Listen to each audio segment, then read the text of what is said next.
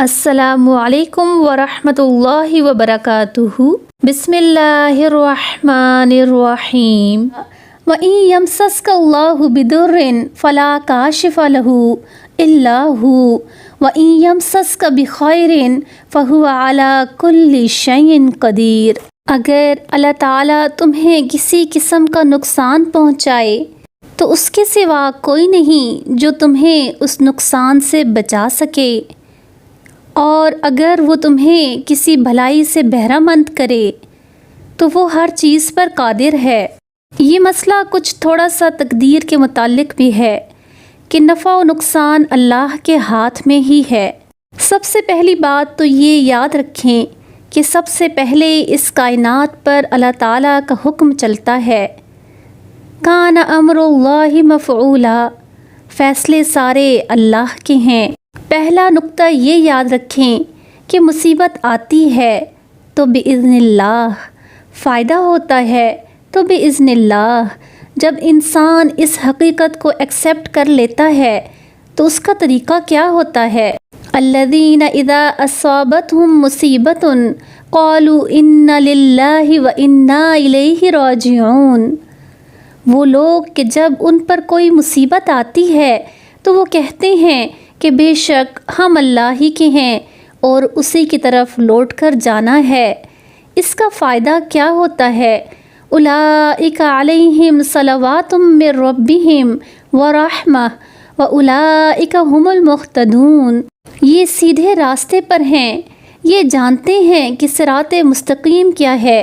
جن کا عملی رویہ مصیبت کے وقت یہ ہوتا ہے کہ اس کو اللہ تعالیٰ کے اذن سے سمجھتا ہے اور وہ جانتا ہے کہ میرے رب کی طرف سے ہے اور اس میں بھی کوئی بہتری ہوگی۔ حدیث میں آتا ہے، یاد رکھو کہ جو مصیبت تم پر آتی ہے وہ تم سے خطا کرنے والی نہیں، اور جو خطا ہو گئی وہ تم پر آنے والی نہیں تھی، یعنی جو آئی وہ جانے والی نہیں تھی۔ اسے ایکسیپٹ کرو۔ جب انسان فیکٹس کو ایکسیپٹ کر لیتا ہے، حقائق کو قبول کر لیتا ہے، تو پھر کیا ہوتا ہے؟ اللہ تعالیٰ انسان کے دل کو سکون دے دیتا ہے۔ وَمَن يُؤْمِن بِاللَّهِ يَهْدِ قَلْبَهُ، اللہ اس کے دل کو صحیح راستہ بتاتا ہے، پازیٹیو تھنکنگ دے دیتا ہے۔ اس لیے ایک اور حدیث میں آتا ہے، اگر تم پر کوئی مصیبت آئے تو تم یہ نہ کہو کہ اگر میں ایسا کرتا تو ایسا نہ ہوتا، بلکہ یوں کہو کہ یہ اللہ تعالیٰ کا مقدر کیا ہوا ہے۔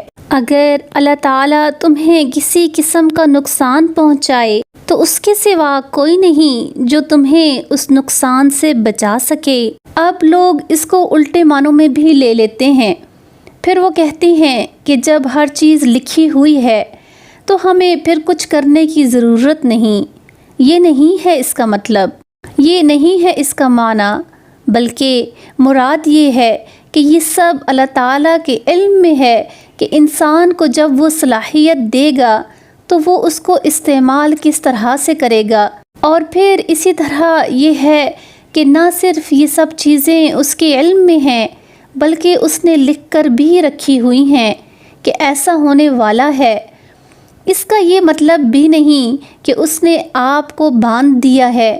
بنیادی طور پر اس کا مطلب یہ ہے کہ انسان جب اللہ تعالیٰ کو مانتا ہے اس سینس میں کہ نفع و نقصان اللہ کی طرف سے ہے، تو پھر اس کا نتیجہ کیا نکلتا ہے کہ مجھے اپنا تعلق اللہ سے مضبوط کرنا چاہیے، درست کرنا چاہیے۔